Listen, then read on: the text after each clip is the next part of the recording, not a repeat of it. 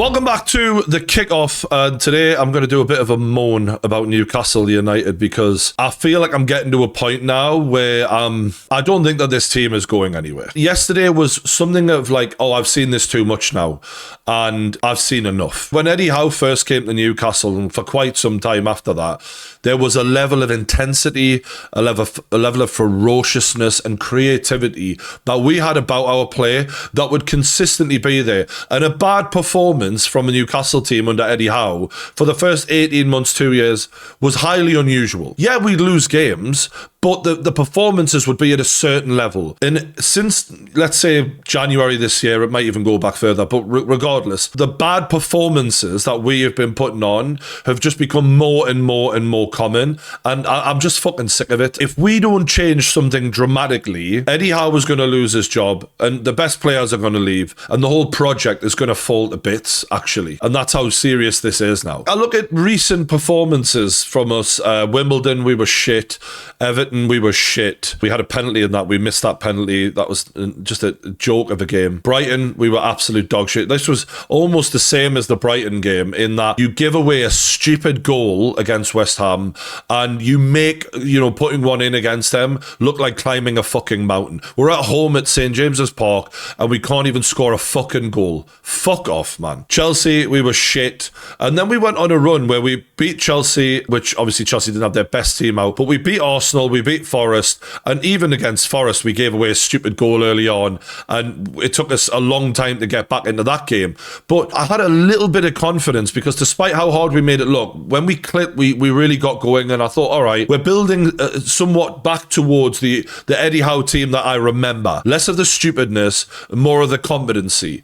And in this game, it's just 10 steps backwards all over again. It got to a point where I think I just switched off with about 20 minutes to go, and I never ever do that. But I was so irritated. I can't be fucking bothered to watch professional footballers on this much money playing at the level that they're on, stringing passes together and actually like attacking football look this challenging.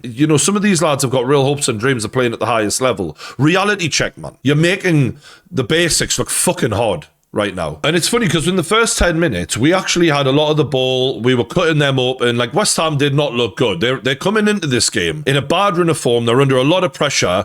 We should have put the fire under them immediately. And the only way you can do that is by creating good chances and finishing good chances. Newcastle are at times a brainless football side, man. We're so stupid. If we're in the final third and there's 2 or 3 options on and 2 of these options are good, one of them's bad, we'll pick the wrong option almost every fucking time. They're energetic, they run hard and all of that nonsense, but technically they're low IQ footballers. It's sickening when you sat, I'm a big fat bastard sat on the couch. Could I run like these lads can run? No, could I fuck? But they're footballing brains. It's painful to watch some of this stuff. At least early on under Eddie, we'd have that intensity to whereby we could run the opposition into the ground and force the openings to come. We don't even have that anymore. So we couldn't punish them in the first 10 minutes. And honestly, like, this just needs to be said, right? Because I am a big, big fan of both Isak and Gordon, right? On their days, they've been some of the most fun players to watch at St. James's in a long, long time. But the reality is this season, they've both been terrible. And Gordon in particular, he's just had his bump a new deal. He's in the England team. I'm like, mate, his standards have dropped off a fucking cliff. And I like this kid a lot. I want the best for him. I'm not trying to be a dick, but it's unbelievable, the drop off from previous versions of Gordon that we've seen in that black and white shirt. And Isak, he's just snatching at things. He's being selfish when there's better options at times, shooting, from range when he could be further in the open in the game. But his decision making is leaving a lot to be desired as well. And his finishing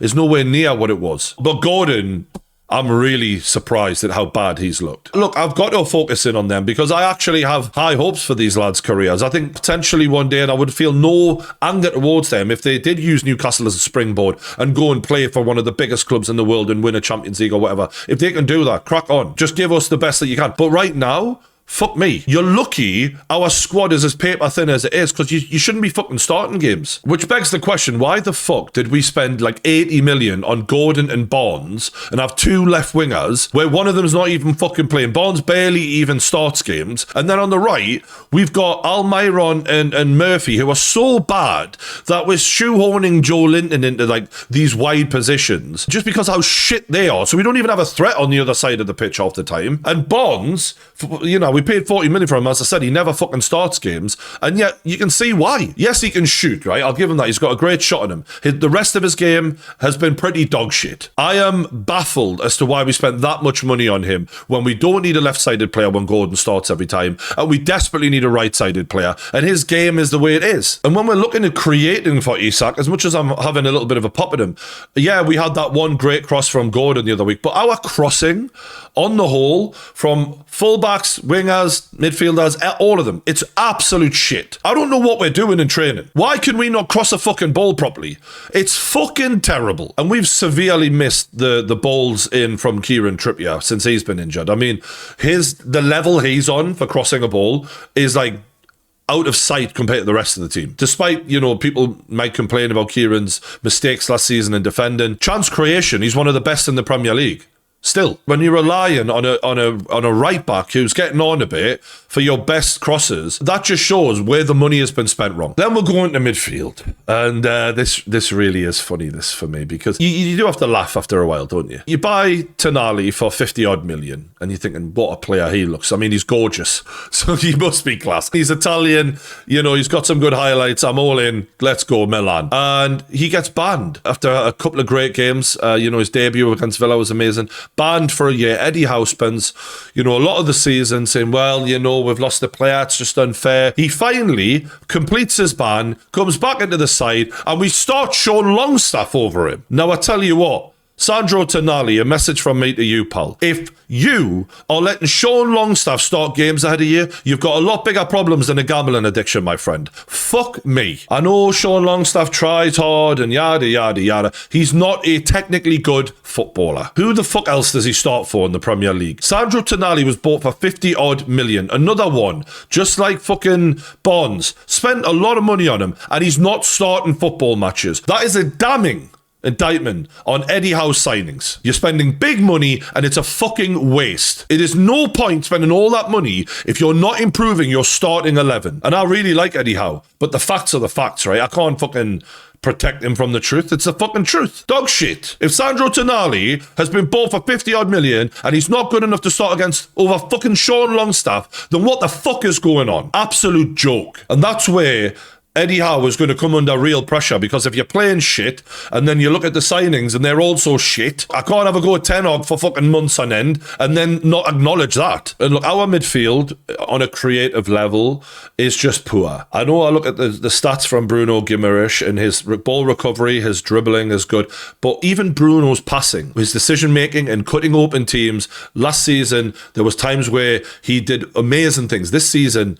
it's not been there in terms of opening the game up, in my opinion. Yes, he's done it on certain games. Other games he really hasn't. And then you talk about the lack of technical ability in Longstaff, in Willock. They're going to run around, they're going to try hard, especially Willock. Willock's got some legs on him. But technically, we're really lacking in the midfield. Ironically, probably one of the best players at the club at those kind of passes is Lewis Miley. I don't know if he's ever going to fucking get on the pitch again. He's been injured. I want to see him given some time, because he actually has an eye where he can roll the ball in behind. The point is, our passing in the final third, that final ball, whether it be a through ball, a cross, or God forbid, a free kick, my God. Newcastle's set pieces just don't even look. Do you know how, like, Arsenal brought in a set piece coach and he was fucking transformed them?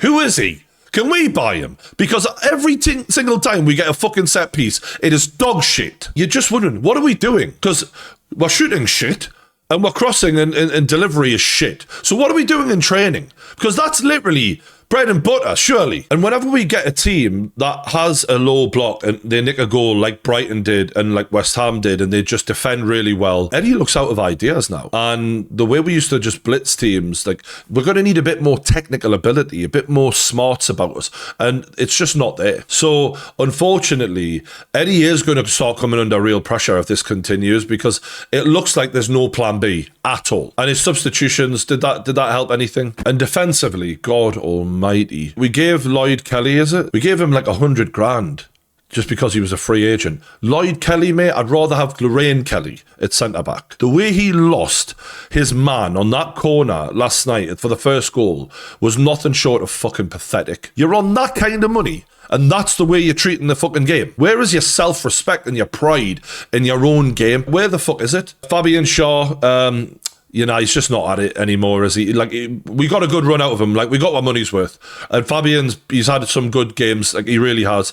But, like, he's getting on, and he keeps having these shots from 20-odd yards out, and I'm screaming at the fucking TV going, what the fuck are you doing? We're trying to break this fucking lot down right now, and he's just whacking it over the bar from 20 yards. And I'm thinking, you fucking imbecile. Yes, that worked once or twice, yeah, he's had a few good, but like, we're really trying to break this lot down, and we don't want to give them the ball back unnecessarily. And it's just like, that's the thoughtless shit I'm having to watch. We're desperate in need of centre-backs, and the fact that Gahey, who didn't come from Palace, we got up to 70 million or something for that. What were we thinking? Do we not have any backup options if that didn't work out? Just more shambolic fucking behaviour from the club. And look, in games like this, the fullbacks bombing on can actually open the game up a bit, and there wasn't enough of that. And actually, I really rate both Livramento and Lewis Hall, but going forward, they seem there's a lack of confidence there from both of them. And actually, at times, we've seen that both of them can do it. And I think both of them have got massive ability. But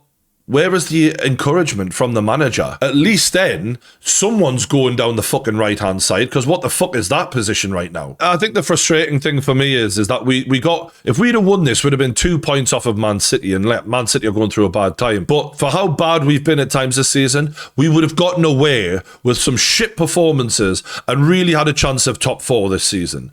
And we've fucked it at home. Gutless, sackless, bottle job mentality, that. And this is why I look at this group of lads and I think, you've had it on a plate for you multiple times. Remember the cup final against that shit Man United side? There's been so many games where it's been on a plate for us and we just throw it away. And there's just no excuses left now. Until we get more technically gifted players, which probably isn't going to be doable because of the level of corruption at the Premier League, where clubs like Newcastle, like Aston Villa, get into the Champions League and get punished for it. I don't expect us to be able to change too much, right? But technical ability is severely lacking in this team, and a bit of fucking IQ amongst them. Think about what yous are doing, man. And Eddie needs to switch it up in that next game. He really needs to make a statement and actually drop a few of these lot, because it's just nowhere near good enough. If a massive corner isn't turned and we get back to a level where there's a bit of pride, and that even if we do lose, there's a certain standard we're hitting, Eddie's going to get sacked, and some of these lot are going to get fucked off. I just don't see any other way around it. I want to give Eddie another season,